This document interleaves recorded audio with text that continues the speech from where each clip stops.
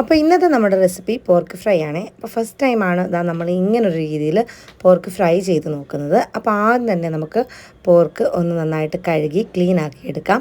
ഇനി നമുക്കിതിലേക്ക് കുറച്ച് മസാലകൾ ചേർത്ത് കൊടുക്കണം.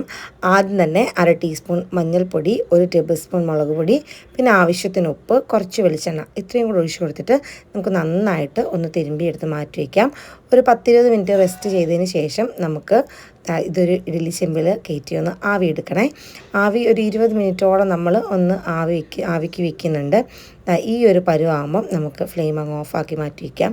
ഇനി നമ്മളൊരു പാൻ എടുത്തിട്ട് അതിലേക്ക് കുറച്ച് ബട്ടറാണ് ഇട്ട് കൊടുക്കുന്നത്. ഞാനിവിടെ ഇരുമ്പിൻ്റെ തവയാണ് എടുത്തിരിക്കുന്നത്.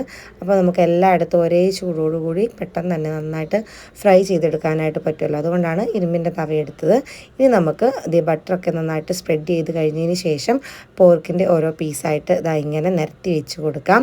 അപ്പോൾ ഇതെല്ലാം ഒന്ന് നിരത്തി വെച്ച് കഴിഞ്ഞതിന് ശേഷം നമുക്ക് ഫ്ലെയിം അങ്ങ് കുറച്ച് വെച്ചേക്കണം. ഫ്ലെയിം കൂട്ടിയിട്ടാൽ ഇത് പെട്ടെന്ന് അങ്ങ് കരിഞ്ഞു പോവേ. പ്രത്യേകിച്ച് നമ്മൾ ബട്ടറാണ് ഇട്ടേക്കുന്നത്, അതൊക്കെ കൂടെ കരിഞ്ഞു പോകും. അതുകൊണ്ട് ഫ്ലെയിം നന്നായിട്ട് കുറച്ച് വയ്ക്കുക.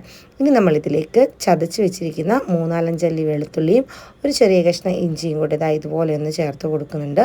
കുറച്ച് കറിവേപ്പിലയും കൂടെ മേലെ കൂടെ ഇങ്ങനെ തൂവിയിട്ട് കൊടുത്തിട്ട് നമുക്കിനി ചെറിയ തീയിലിട്ടിട്ട് 2 സൈഡും തിരിച്ചും മറിച്ചും ഇട്ട് നന്നായിട്ട് ഫ്രൈ ചെയ്തെടുക്കാം കേട്ടോ. നല്ല രസമാണ്, നല്ല സോഫ്റ്റായിട്ട് നമുക്ക് പോർക്കിൻ്റെ കഷ്ണങ്ങൾ കിട്ടും. ഇതുപോലെ ആരെങ്കിലും ഇത് ഫ്രൈ ചെയ്ത് നോക്കിയിട്ടില്ല എന്നുണ്ടെങ്കിൽ ഇങ്ങനെ ഒന്ന് ഫ്രൈ ചെയ്ത് നോക്കിക്കോളൂ, അടിപൊളിയാണ്. നമുക്ക് വെറുതെ ഇങ്ങനെ കഴിക്കാനായിട്ട് തോന്നും കേട്ടോ. ഈ പോർക്കിൻ്റെ ഫ്രൈ അടിപൊളി റെസിപ്പിയാണ്. അപ്പോൾ മസ്റ്റായിട്ടും എല്ലാവരും ഒന്ന് ട്രൈ ചെയ്ത് നോക്കൂ.